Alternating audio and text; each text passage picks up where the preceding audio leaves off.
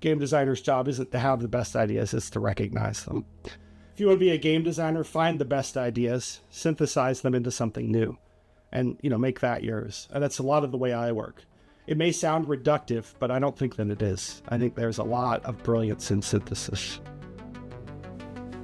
Kaidro presents Creators Prism, a podcast about creativity, storytelling, technology, and how creative minds tackle challenges. Hi, I'm Robert Simons. And I'm Peggy Chung. And today we have a lovely guest. We got Thaddeus Sasser.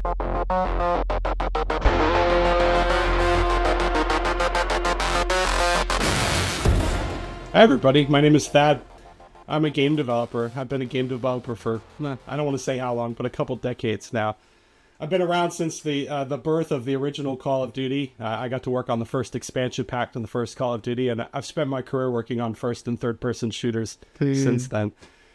Worked on Ghost Recon, Battlefield, and most recently I was a game director on Marvel Rivals. So I know a little bit about multiplayer, a little bit about making games at the AAA level. I mean, obviously I'm familiar with all those titles from yours. Yeah. And I think we have some back history with Call of Duty as well.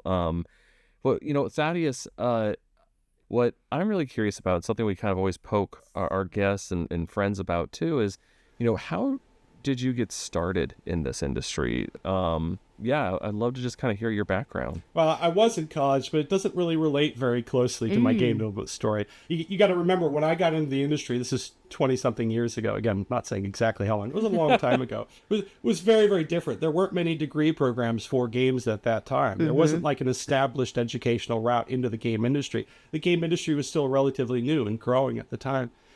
And so I didn't even know it was a job. Honestly, I didn't know game designer was a thing. I thought programmers and artists got together and made the thing happen. I didn't know that game design was a specific job. But just by my very nature, I've always been very logical, analytical, and I enjoy taking things apart. It started when I was young. I used to take clocks and mechanical things and even electronics apart.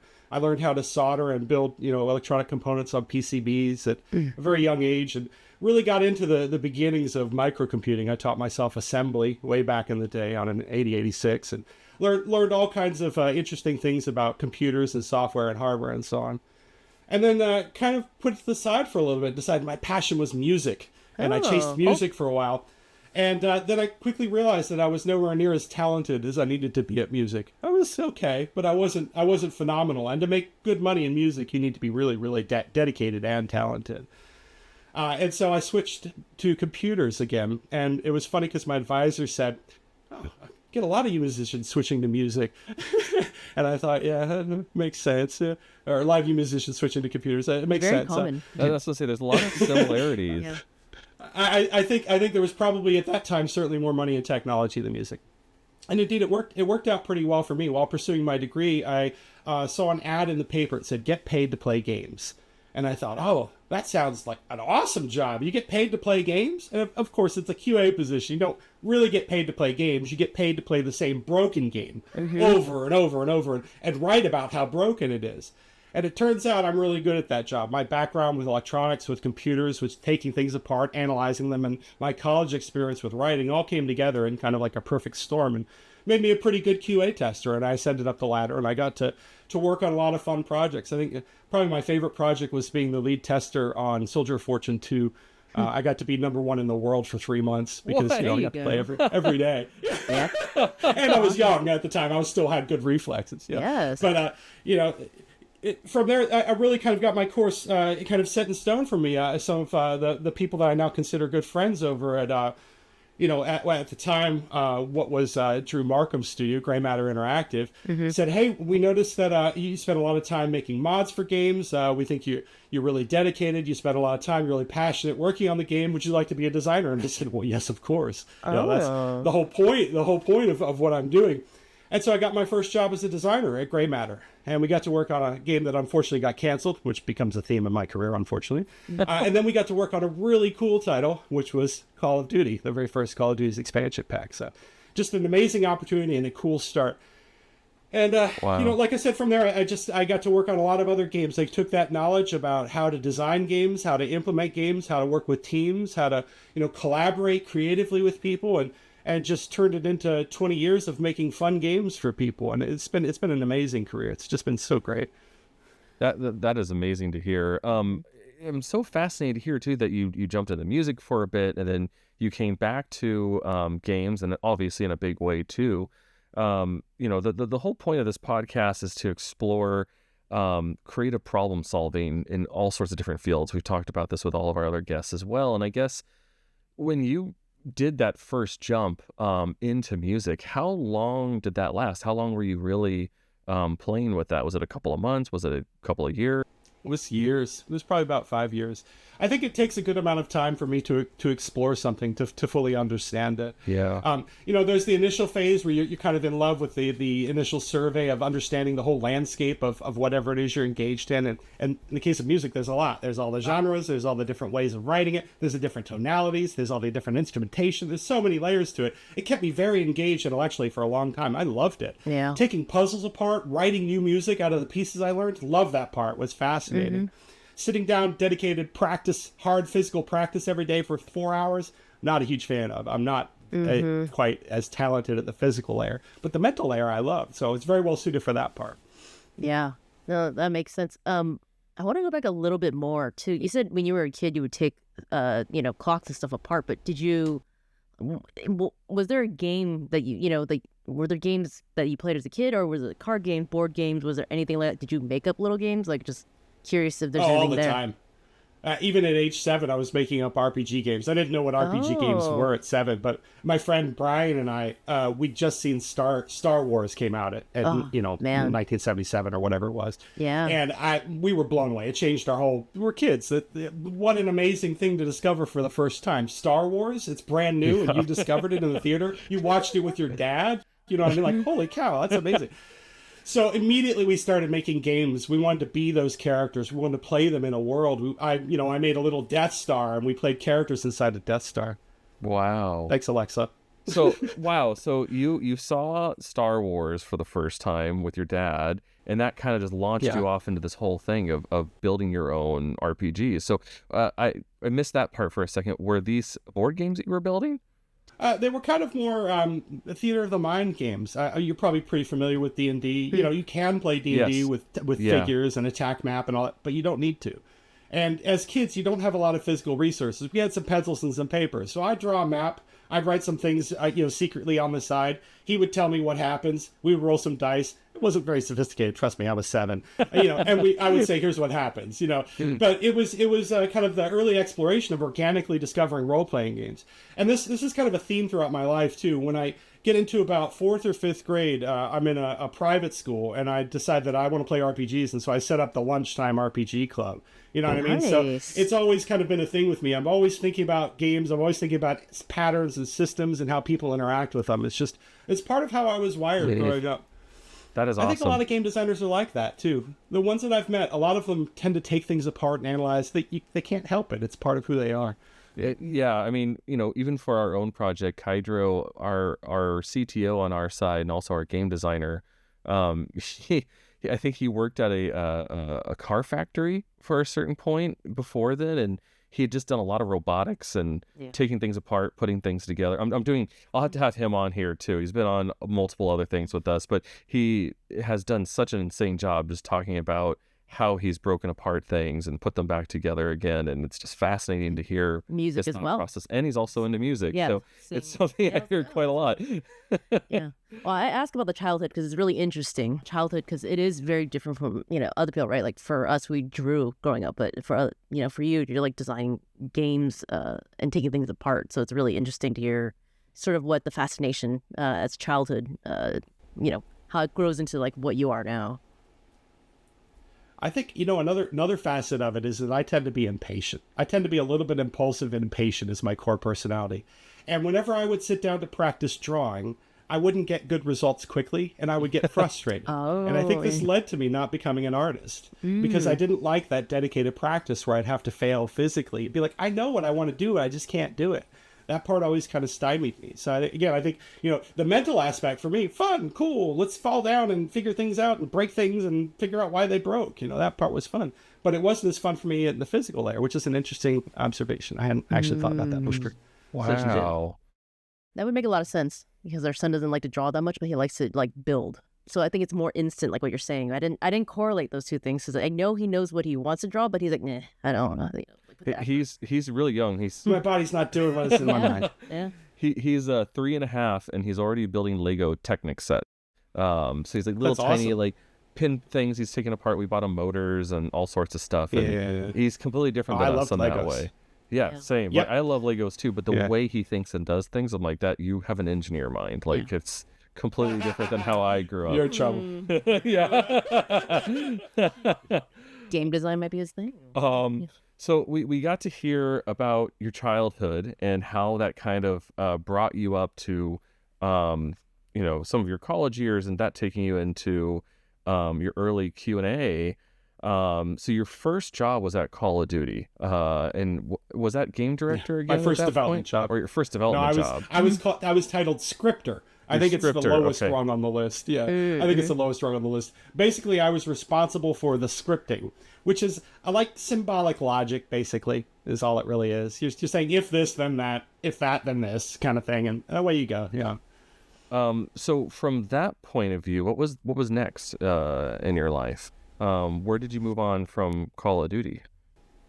Well, I spent a lot of years learning the craft, right? I made Call of Duty for 5 or 6 years, and it was very hard work at the time. It was back during the days of a lot of industry crunch and so on. So there was a lot of work involved, and it was really, really good for me because I learned so much about not just the technology and game design, but also game production and social interaction. There's a huge social component to any game you work on, right? You're working on a team full of people.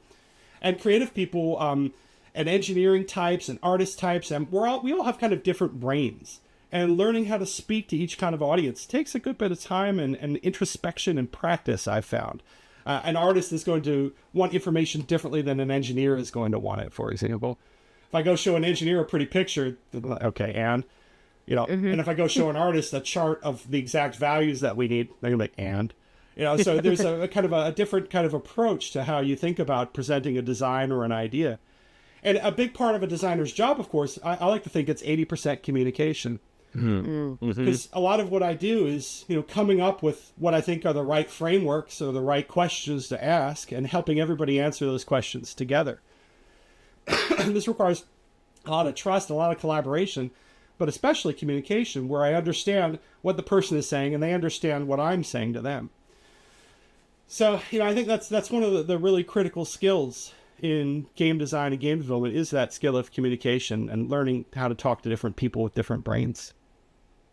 Yeah, I agree. I mean, even looking back at our own past, especially starting out as a concept artist, I was kind of allergic to talking to people. I just wanted to focus on designing pretty things.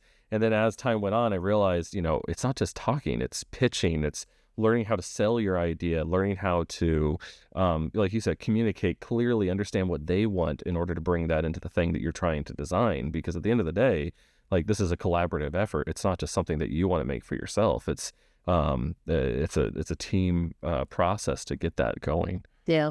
Hey, Thad, I wanted to ask because the role that you take on, leadership is such a large part of it. What's your thoughts on that? Like, is that something it was like came natural to you growing up? Is it something you had to like kind of like really work on over time?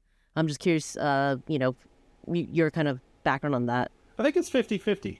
I'm not a natural leader. I'm naturally extremely introverted. Bizarre, I know. And as a designer, you have to overcome that. And I deliberately overcame that. I used to be terrified of public speaking, he said on a podcast. I used to hate getting up in front of people and talking about myself or my game designs or whatever it is. And that's going to be a real problem as a game designer. Because guess what you are? You're the spokesperson for the design, for the vision. And if you can't do that, you're not going to go very far. You're not going to have a very good career. You're going to need to be able to communicate, to talk to people, and to be confident while doing so, because that comes across in your delivery. And so I deliberately sought out training. I asked my employer, EA at the time was very generous and got me professional training. So I had a week training course with that. That helped a lot, actually. Wow. And then I went and joined Toastmasters. I don't know if you guys have heard of Toastmasters International. It's a fantastic organization. For a minimal fee, you can go to this place where other like-minded adults assemble and just learn how to speak better, how to present impromptu pitches on any range of things. I think one of the best speeches I heard while I was there was on how to wash your hands correctly. It was so effective. I still remember him saying, and you just sing happy birthday. And then when you're done, you've washed your hands. And I was like, that was a great lesson in how to be an effective presenter. So I think there's all kinds of value out there for you if you identify your weaknesses and you're willing to go after them. If you're not going to be scared of them, you're going to go attack them and defeat them. I think I've pursued that strategy across the course of my life. I would imagine many people have, but it's been very intentional and deliberate for me. It's really interesting. Like, yeah, that I actually sought after it, and then went to Toastmasters. That's I would say, like, in the many people we've talked to, not necessarily. I don't believe we had people that were like, hey, I specifically sought after it. They had no. So that's either really interesting. fell into the position or it was something they started to wake up to at some point. But I don't think I've had anyone just know specifically that they needed to work on that. And you said that it was a week that you spent initially too with EA, which with a trainer. So that's so cool. What type of trainer was this that you were working with? Like, what was public speaking presenter? Somebody who is extremely experienced at public speaking, and they'd be like, here's what you do with your hands. It's gonna feel weird, but you want to keep your hands up. Don't let them drop by your sides. That looks weird. This feels weird, but looks good. And so I learned to talk, and as I talked, I would make gestures and so on. And so I'd always keep my hands up here, right? And it changes your confidence level too once you go, I'm following the guideline I have. I'm not trying to make it up as I go along. I've got my rule book. I'm confident in it. I know my material. I know where I'm standing. I know how I'm gesturing, and it all starts to fall into place. And if you do this 5 or 6 times, it becomes second nature. You don't think about it anymore. It becomes part of your playbook, right? So I personally love chasing after things that scare me. I mean, I hate it too, because they scare me. But, I think overcoming them gives me a sense of agency in my life, of autonomy, of going, I recognize this thing was a problem and I fixed it.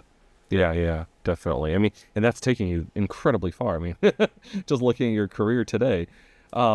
I've gotten lucky. Let's be clear. Like, I don't want to chuck it all up to I'm so impressive. I've definitely gotten lucky along the way. There have been a number of opportunities in my life that have occurred that I've been in the right place at the right time, and that's a lot of what luck is, right? Is being ready. I like to think about it as always being ready when the luck happens.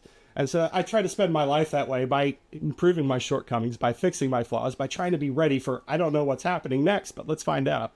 Well, I'm going to butcher that saying, but isn't that how it goes, though? It's like your readiness is also combined with your luck or something like that. It's, you have the skill and talent there with you, but there's opportunities that arise and you run with those opportunities as they pop up. But readiness meets like opportunity. Readiness meets opportunity, right? So it's like, your skill set and everything that you've built up to all these years also meets up with luck of the time of what's happening around you, right? So it's like when that opportunity pops up, but you've worked on yourself, you've worked on these skill sets, you've worked on the ability to present yourself and pitch yourself in these ways. That's where luck kind of comes in with the things that you've built. Yes. Well, I want to ask you that, like, what questions do you ask yourself when you start a project or you tackle a task? What are the questions that comes up first, like the top ones? This is something I learned at Amazon, and I think Amazon had a really, really good philosophy around this. Who's the customer? What do they want? Where's their value? How do I increase that?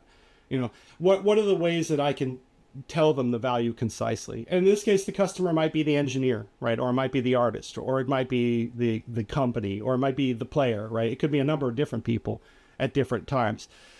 But I always start with, who is this for and what's the goal of it? And if it's a game design, typically you'll know who the player is. Either you're working on a franchise that's identified the players, or the way I start, you identify the players and then design a game that fits that player type. I think, game design can be approached a lot of ways. Some people like to make their personal passion project and find people that like it. I like to think about the things that excite me that also excite other gamers, that have a kind of an audience for them. So obviously I love to play shooters, right? So a lot of my thinking is kind of centered around shooters and what shooter players like. And I understand that audience pretty well. And so when I start thinking about how do you make a shooter game, I start to analyze, well, what kind of shooter players do I want to appeal to? And, I've worked for a long time on games like Ghost Recon and Call of Duty and Battlefield, and I understand those audiences pretty well, and I understand kind of like how they're split up. And they're split up into, lots of different buckets, but I tend to think about them in 2 big different buckets.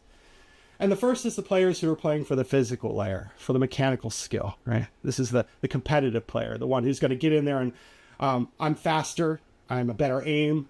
I've got better tactics. I could jump shot or drop shot or leap around the corner or peek you or whatever it is, or you counter strafe you better than anybody else. That's kind of my feeling of pleasure. I express my mastery in the game, and I express it to other people like you. And this is how I enjoy my gaming time. And I think on the other side, there's kind of the more strategic player, the player who's more about autonomy. I'm going to outsmart you. Not just am I good at shooting, but I'm also going to think about all these other ways I can play. My teammate and I, we're going to get an L when we fight you, and we're going to beat you because we outthought you. Or I'm going to use this weapon at this range with this attachment because that's the way to defend this point, and I'm thinking about it ahead of time. And so I think these two main types of players are very interesting, because I think that the kind of physical mechanic player, over time they start to mature and evolve, and they go, I can only ever get so good at the physical layer. Oh, but that mental layer is kind of unbounded. There's no skill cap there. I could keep thinking, outsmarting, outplaying other people all day long. And the sad thing about the physical layer, ask me how I know, is as you get older, your skills kind of get a little bit worse. Just a little bit. Yeah. So, I think there's a natural tendency of a lot of these players who start off very action-oriented to become a little bit more thinking and to express, to want to express deeper gameplay over time. And so as I think about shooters, I think about how do we cater to this? What do we do with these kinds of players? How do we satisfy them? We want to keep both groups happy. They're both super important. We need really tight, snappy, comfortable, really awesome feeling and, kind of cool guy gunplay. But we also want a layer where you can outthink it. It's not just all about the shooting, where it's because I did this, because I moved here, because I positioned myself, because I used this, I won, as opposed to we saw each other at the same time and I'm faster. So I think there's some interesting challenges to creating for different audiences within the same kind of game. And now you could go even crazier, right? You could start talking about RPG mechanics. Think about how Modern Warfare, Call of Duty 4, changed shooters forever, introduced RPG mechanics. Now you level up, now you can change your kit. Didn't exist before that, right? Not in the same way. Now you can get stopping power, right? One of my favorites. Or now you can get martyrdom, one of the internet's least favorites, or whatever. So you think about how that changed gaming and gave the players who are slightly deeper thinkers, even more kind of tools in their toolbox to play around with. And it became a much deeper, more interesting game. Engaged a lot more people, blew up into a huge franchise. So you can see that's kind of the origin of the basis of some of this thinking. Do you think a lot of this comes from just your own experience in the space of working on so many games over the years of who the player is and what they are, or have you been doing your own sort of market research as to who they are? I'm curious, like how. Tons of market research. Okay. Yeah. Mm-hmm. I mean, of course, I've worked for some of the biggest publishers in the world. I have access to incredible teams, right? So yes, of course, I've got all kinds of data and research. But I think what I've seen consistently across all of the different research groups and the different ways of segmenting the players is that I believe it comes down to the three intrinsic motivations 80% of the time. These are the reasons that players are going to stick with your game long time. And these, I think I touched on them. It's autonomy. I can make choices. It's mastery. I can get better at something and express that skill. And it's relatedness. I can do it with other people, help other people, get helped by other people, have a social connection. Yeah. And when I think about these types of players and the intrinsic motivations, I think about whether autonomy is more important for the strategic player or whether mastery is more important for the competitive player, and how important social is for both of them and so on. So I tend to think a lot about the things that unify them as opposed to the different buckets you could put them in. You can put them in a lot of different buckets. There's some other models that say, hey, these players like explosions and action and real life simulation. Cool, that's getting really granular at some point, right? I kind of want broader definitions that help me reach more players, right? As opposed to, I'm going to target this specific subset of the players. That might alienate this other set over here. Yeah. So I want to find the things that appeal broadly to more players and then start dialing in on the things that work for that group as we build the game, as we start to accumulate this audience, as we start playtesting, as we build our community, right, over time. I love this thought process, this level of detail. This is great to hear.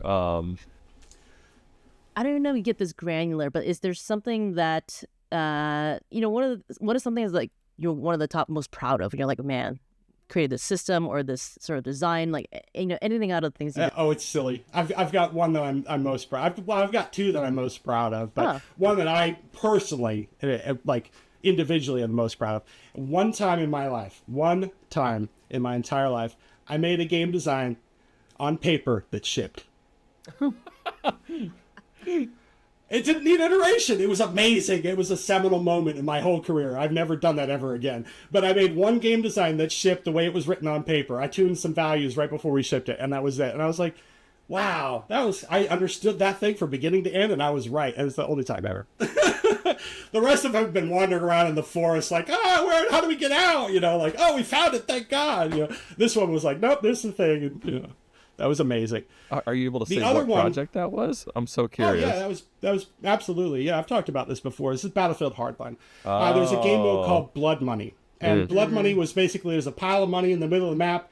Both teams can run to it, steal from it, take it back to their base, store it, and you can steal from the enemy base. That's it. And, as you start to imagine, there's 3 jobs that jump out immediately. I can go collect, I can defend, I can kill the people collecting. Cool. And it just from there, it started to organically, it became the number 2 or the number 3 most played game mode in Hardline. Unexpectedly so, by the way. I think it was number 3 because Conquest was number 2. Wow. So it was quite popular in terms of game mode for a Battlefield game. So I couldn't believe that went from paper design into a gameplay mode. That was kind of impressive. Just luck. Well, it's not just luck. It's again what we talked about earlier. It's ready. It's taking from your experiences everything and it all came together in that moment, and then luck. Yeah, it could have gone the other way too. It definitely could. In fact, let me tell you a counter story where I'm not the hero. And I really like this story because it shows the power of collaboration. So we're working on a game mode. I have this vision for this Cops and Robbers game has to have car chase game mode. Every Cops and Robbers movie has a car chase. So you have to have car chases in a Cops and Robbers game. How would you ship And so we've been working on this game mode with car chases in it for 6 months. And man, I was like, the criminals steal the cars, the cop chase them, it's going to be fun. And we do a playtest. We tried like 20 different versions. We do a playtest, it'd be like 10 out of 10. Robbers had a blast. 3 out of 10. Cops said this game, they would never play it again. And I was like, okay, this is not going well. Let's try this. Let's try that. Let's try this. We did this for 6 months. We kind of thrashed on it. Now, it's not the only thing we're working on. We didn't spend 6 months of the whole team's time on it. We got 8 other game modes and 7 other game modes. So this is one piece of it. But this piece is not going particularly well. Senior producer Scott Probst comes to me and says, listen, I'm going to kill this game mode. You got 2 weeks. I said, what? So, you got 2 weeks to figure it out. It's got to be fun in 2 weeks or I'm killing it. I said, that's fair. We spent a lot of time on it, and I understand. I really want this to work. I got the team together. We went into a room, and I said, hey, guys, I think I've made a mistake. I think that I've been thinking about this game mode as symmetric or asymmetric, and I think it's holding it back. I think every time we see the scores, the cops hate it, the robbers love it. I said, I think I'm doing it wrong. I think we should make it symmetric, but I don't know what that looks like. And we had a brand new engineer who's been an intern on the previous project with us. And he speaks up and he goes, hey, what about if the cars were capture points and you drove them really fast to capture? And everybody in the room was just like, and I said, that sounds really cool. How long would it take you to implement? And, standard engineering answer, he says 2 weeks. And 3 days later, he's got it up and running. He's like, do you want to do a play test? And I'm like, yes, of course I want to do a play test. Yeah. So we go ahead and play test the new mode that becomes Hotwire. And in 45 minutes, I see more only in Battlefield moments than I see over the course of the entire project. The team is having so much fun on the floor that Andrew Wilson, we're on the 4th floor of EA, Andrew Wilson comes out of his office and says, what's happening? What's going on over here? It's so loud. Yeah. That's when I knew that we'd found the right thing. There's always a moment in game development where you go, that's it, that's the thing, it's not done, but that's it, And it's nice to have those moments. You go, there it is. And there's no feeling like that. It's one of the reasons why I'm still in game development. When you have that moment and then the players get to experience it, it feels amazing. It is such a cool feeling. I mean, those are always the most beautiful moments too, because it's the team coming together and new ideas, fresh ideas that are popping out that, like you said yourself, you would never have considered in that time frame. I mean, it's telling when everybody gets rowdy. Yeah, exactly. You're like, yes. But that's a huge part in leadership, though. I mean, for you to just say, like, hey, guys, I made a mistake. Like, and also for somebody who's, like, one of the youngest or, newest members of the team, and they threw something out and it being, like, acceptable, right? Because that means you created an environment that is conducive to new ideas, regardless of titles or, seniority. So that's huge. Let me offer the controversial opinion that great ideas can come from anyone. That the game designer's job is not to come up with great ideas. That's not it. A lot of designers in the beginning of their career think that's their job. That's not. Yeah. Your job as a designer is to recognize the great ideas and make sure they get in the game. Yeah. That's your real skill set. You've worked across all these different games. You've analyzed the competition. You've analyzed our game. Hey, listen, it's great if you come up with the idea. That's fantastic. If your idea is the best idea, you are killing it. If somebody else's idea is the best idea, put that in the game. That's the right idea. Mm-hmm. The players don't care. No, history doesn't care. Nobody's going to be like, oh, you thought of this idea in that game. Nobody cares. How about we make a great game that people enjoy? How about we collaboratively do that together and all lift each other up? I would like that much better. I've done that. It's way more fun. Oh, I mean, you're inspiring me to ask a question. I don't know what rabbit hole this goes down, but what was one of your most difficult moments in game design? You know, I think some of the stories that I like, that I've learned, that I tend to repeat are the ones where I've made a mistake and I've learned the most from. You know, I've made a number of mistakes over my career, and I think one of the things that you need to learn very early on as a designer is, you know, I mentioned, you know, the designer's job isn't to come up with all the great ideas, and part of that is being able to recognize that your ideas are not great or not well suited. I call it, I unfortunately called it killing your children in front of an audience of school children once, but that was quite a moment. I've also heard killing your darling, but... kill your dogs. I said kill your children in front of 7th graders, but you know, it was all right. Edgy, I love it. Yeah, so you have to you know, gently dismiss the ideas that you came up with. They're not good just because you came up with them. They have to fit the project and the context and all that. And so I think a lot of the moments in my career where I've struggled or I've had problems have been really opportunities to learn this. That just because it's your idea doesn't mean it's good, and just because you like it, just because you see it, doesn't mean other people will. And one of the things that's led me to is very early product validation. I find that getting the customer, I talked about who's this for early, you know, getting the customer involved early in the process is critical for determining whether you're on the right path, whether you're making something that actively serves a need. You've identified, I mean, the whole reason that you're making a game is you've identified that players want this thing. There's a need for it, right? I need a new shooter. I need a new strategy game. I need a new survival game. I need something to occupy my hours when I'm not at work or whatever it might be. And you know, by talking to the customer, we're going to identify whether this product is actually serving that need or not. And I think sometimes there are some games that have lost a little bit of sight of that. You see a game come out and it hasn't necessarily built up that community, hasn't necessarily gotten the large-scale feedback. And I'm not just talking focus groups, right, or just UX testing. I'm talking the wider-scale feedback that is going to be less predisposed to like your game. You're not selecting these people as your target audience. You're not selecting these people because they like your brand or they like your style of play. This is the general population. How are they going to feel about your game? And I think it's really important that you get early signals on this, so you continue to refine and adapt your strategy. And that you don't get isolated into an echo chamber of, yeah, this is great, yeah, this is great, yeah, this is great, yeah, this is great. It's tricky to do, too. It ain't easy. You know, especially as you get into multiplayer games, right? You think about, so there's problems on the single player side too, to be honest, but multiplayer games have a high concurrent player count usually. Most of the games I worked on, 16, 32 players, you know, 64 players. Holy cow. We got to organize 64 players for a playtest. That's surprisingly difficult logistically to do it. You know, even once a week, let alone every day. You know? No, that's valid, definitely. I mean, giving means like getting enough people, getting the right feedback, and you know, you're right about the general audience. I mean, is there I'm trying to think of how this is an approach.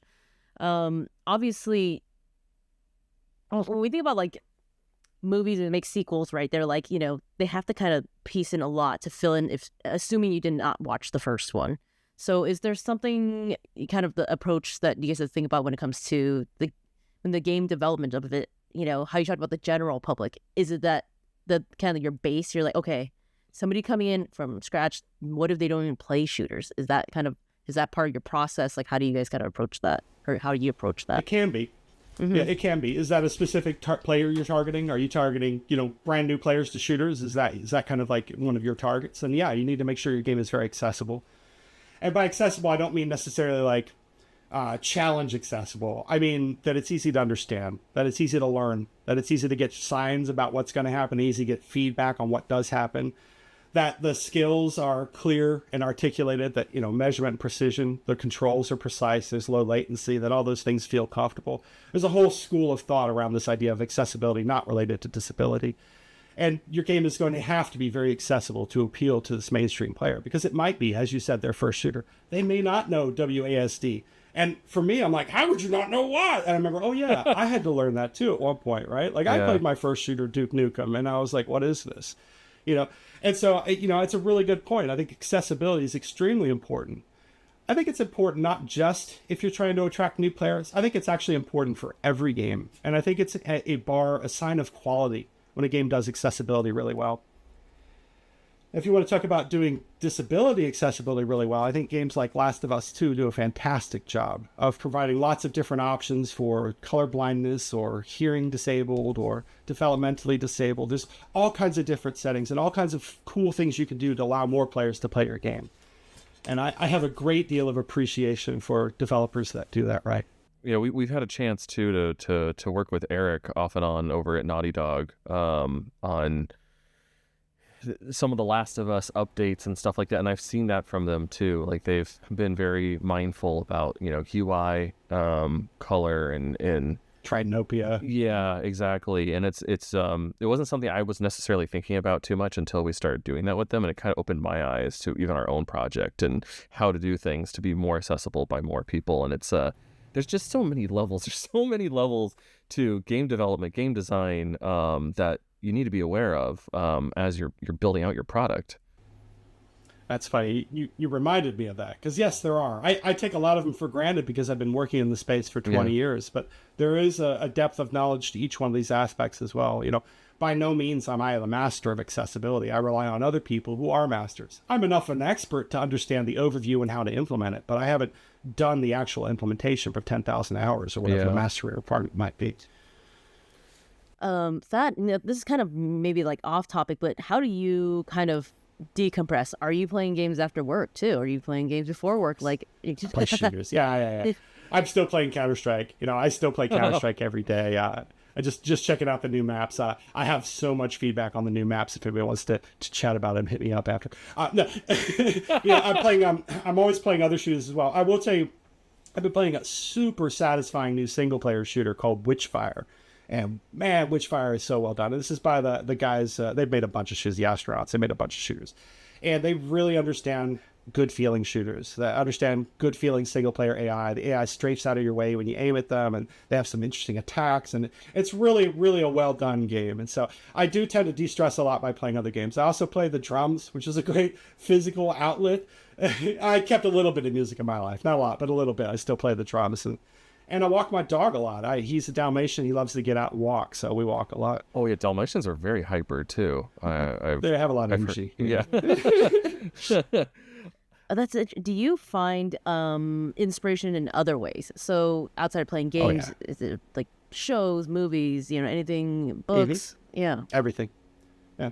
I've been inspired by flying on an airplane. I think as a game designer, it's probably just like being an artist for you guys. You look at somebody and go, oh, I've got to remember that, or I've got to study this, or I need to think about this, or look at the lighting, look at the shading, look at the angle, or look at how it's positioned, or whatever it might be. And for a game designer, it's very much the same way. You're thinking, as I remember being younger and thinking about a game about cities before I'd played SimCity. I was looking at the blocks and I was like, oh, you could do, this could be housing and this could be business. And then I played Will Wright's vision of that and was like, yes, this is kind of what I could see in my head too. So I think, real inspiration comes from every aspect of life. It might be a book I've read. It might be somebody I've talked to. It might be a movie I've seen. It might be, a picture I've seen quite often. In fact, I get inspired by visual means. Or it might even be an idea or a thought like, oh, it'd be really cool to do card games meets roguelikes or, whatever the thing I'm mixing at the moment. That was a silly example, but you get my point, right? Yeah. So, I think inspiration really, I don't necessarily look for it. It just kind of happens. I think you find it all over the place. I'm naturally curious. I like to explore. I tend to go down deep rabbit holes and things I've never studied before. I ended up studying thermodynamics one night because of that. And sometimes that might lead to something. I actually came up with a game design schematic for a nuclear reactor in space that was cool because I don't know why, but I started thinking about thermodynamics. So I started thinking, how do you do this, right? I want to play this. My brain just kind of. I actually had a working prototype at the water pump, and then anyway. Oh my god! This is just. I think this is just kind of how designer brain work, right? It's like you find a thing and you kind of go down the rabbit hole, and then you go, is this applicable to, the thing I do for my profession? A lot of times it may not be, or sometimes it may be. Maybe later I'll go, that thermodynamics thing was silly, and I'm not doing a space game, but in this shooter here, thermodynamics could play a part in this way. The hot things would rise, and that means the player would lift, or whatever, right? So you could find ways that you kind of synthesize these bits to come together, and this is probably my primary superpower, honestly, is synthesis. I mentioned I'm really good at taking things apart, right? And I put them back together. When I put them back together, I don't always put them back together the same way. I used to take clocks apart, I mentioned. I would put them back together and have like a gear or a spring left over. The clock would still work. But I'd have a leftover piece. So I like to think about design as the art of making something that's functional right up to the point where you can't take any more pieces out of it. This is the essential design. If you take anything else, it doesn't work anymore, right? And then you can layer on top of it. Then you can layer on top of it. You can make it more elaborate, but you already know what the core shape is, right? Yeah, exactly. Okay, so we talked about kind of the early part of your career, where that led to a lot of just the nuances of being a leader and the different team members that you worked with and things like that over the years. What was your first project where you became the game designer or you became the director? The first director job? Yeah, your first director job.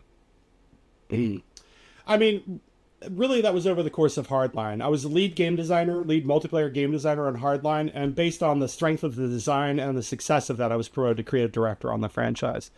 So that was really where I became a director. And I like to think a big part of being promoted or being hired is already having done the job, already having demonstrated that you're successful at it, because nobody wants to take a risk on a leadership position like that, right? You want to have a degree of confidence the person to come in and know what they're doing, at least at the basics level. You don't want to have them come up and blow spectacular. I think we've all seen that.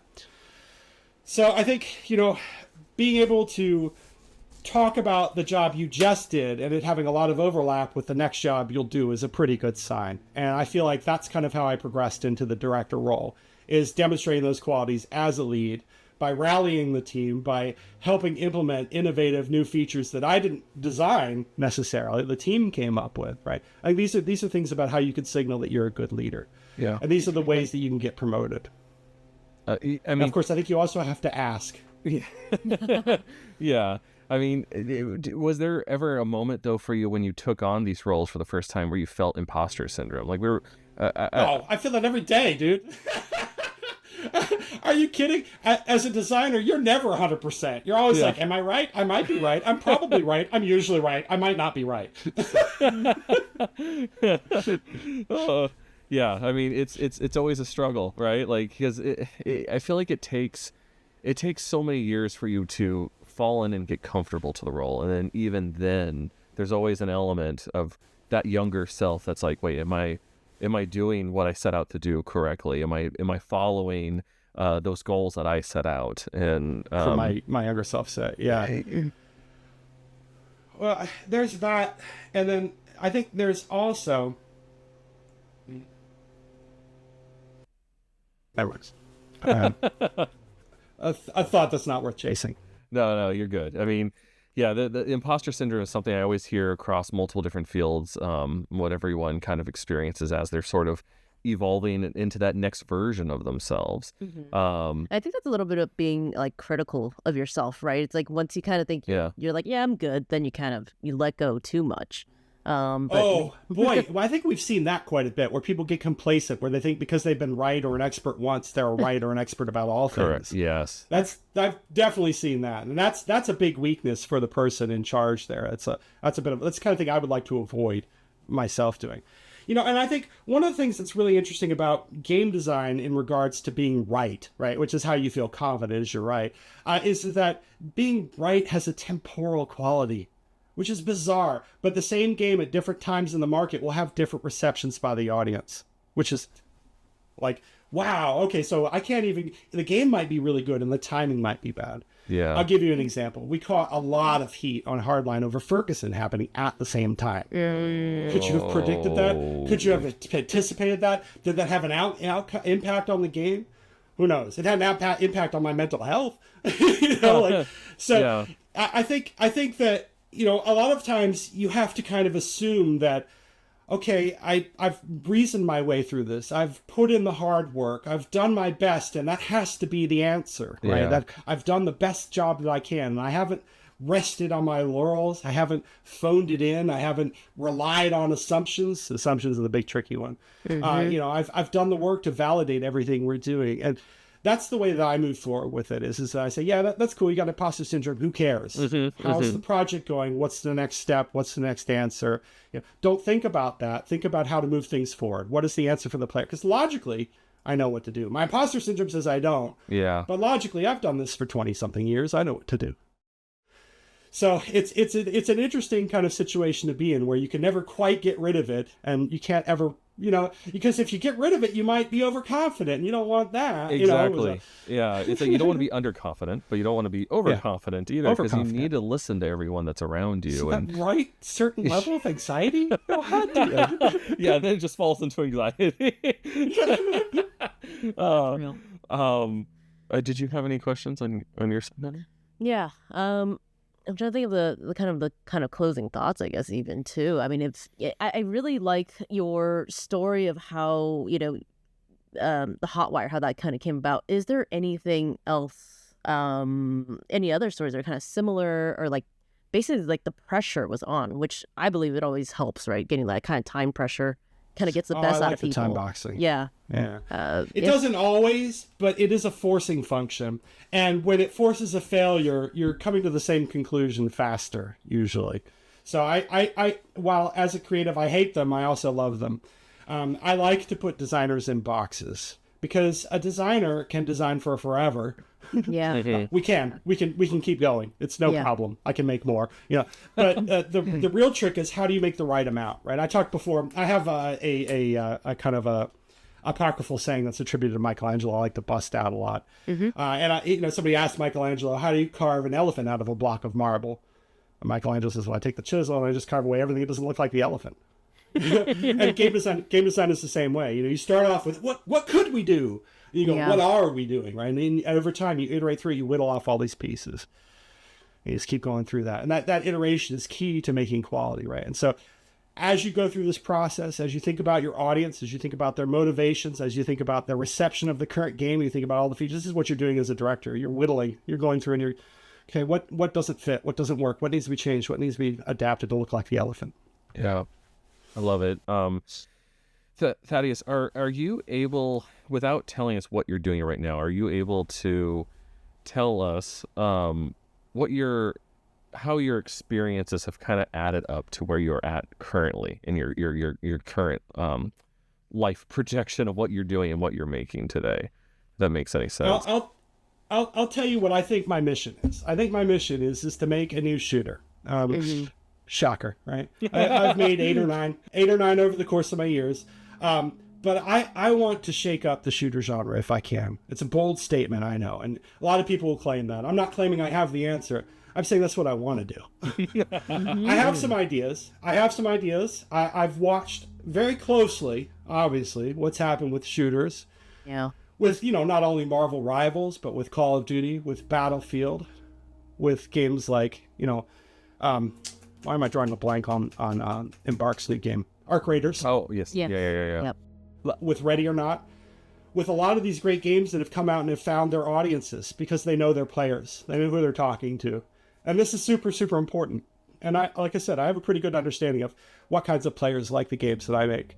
And I want to make a game for those players. A lot of them, ideally. Yeah. So how do I get That's there? right. That's what I'm figuring out. We'll see what happens. I think that is a beautiful place to end this at. It's all those years of experience coming together into something that you love and enjoy. And now you're taking it to the next level for yourself. So Thaddeus, I really appreciate you being here on the podcast with us today and discussing. It was lovely to talk to you. Thank you. Yeah, it's so fun just diving into everyone's sort of creative problem solving and hearing about how it popped up in so many different ways for yourself too over the years, from different projects. I learned so much from you today. So thank you so much for being here with us today. Oh, my pleasure. And let me cap this off by saying, one of the reasons I do these is I like to talk to the aspiring designers in the crowd, or the people who are interested in game design. And if I've helped you, if I've shed some insight into how the process works, or if I've inspired you in any way, awesome. I've done my job if only one person takes that away. So, Well, I mean, we do have a lot of people that reach out about that game design. And is there any last thing you want to say? Again, for people that want to get into games and all that, I would love for you to kind of say your last thoughts on that. Yeah, I'll repeat my mantra. Game designer's job isn't to have the best ideas, it's to recognize them. If you want to be a game designer, find the best ideas, synthesize them into something new, and make that yours. And that's a lot of the way I work. It may sound reductive, but I don't think that it is. I think there's a lot of brilliance in synthesis. I do too. Thaddeus, that was amazing. Thank you so much again. Thank you. My pleasure, guys. Really nice talking to you. Bye, everybody. Bye all. Thanks for listening to the creators Prism. If this episode sparked an idea, share it with someone building something too. You can find links to our guests and their work in the show notes below. Keep an eye out. We're launching Kaidro the Relic Manga Volume 1 on November 10th, 2026, the first of 6 books in the Season 1, published and distributed by Storyteller and Macmillan. Wishlist Kaidro clan battles on Steam and go deeper into the world of Kaidro, a multiplayer action RPG where you pick up a clan and bounty hunt, build your loadout, wield astral abilities, and push back the growing threat of the Void. Don't forget to follow the podcast, subscribe, and add us on all socials under Kaidro Chronicles. Leave us a comment and let us know what you'd love to hear next. We'll see you next time. Keep creating and keep experimenting.